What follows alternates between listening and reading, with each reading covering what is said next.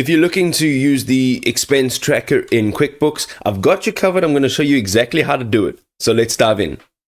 So we'll start over here on our home page. This is our dashboard. On the left-hand side, there are a few ways you can actually do this. Now, if you are wanting to connect your bank, you can actually go down.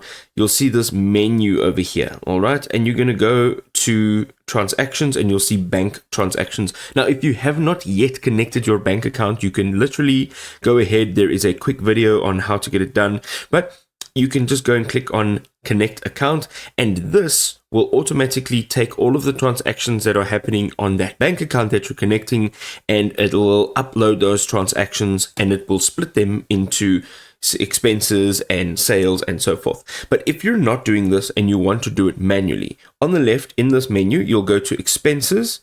And there's one of two options, expenses and suppliers. Now, if we're in expenses, we can go to the right-hand side, and here you can manually add an expense. So let's just say new transaction, and we're going to go expense. One of the other ways you can do this is just by clicking new on the top left-hand side here, and you are literally going to click on expense, and it will open this very same page over here.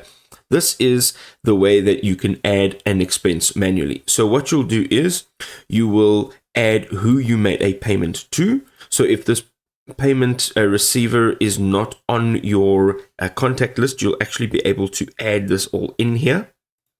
You can then also add the payment account. So you can see over here, there's a bunch of different categories. If you don't have the correct category here, you can just add a new category. You will change the payment date, the payment method. Let's say it was cash. Let's say it was your credit card or a direct debit. You'll also put a reference number on there.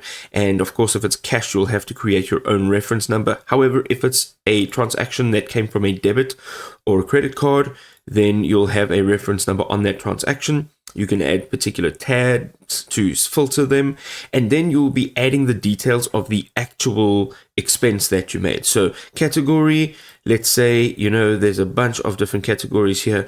You can add the appropriate category. You can also see that there are multiple lines. You can give it a short description, and then you'll enter the amount manually.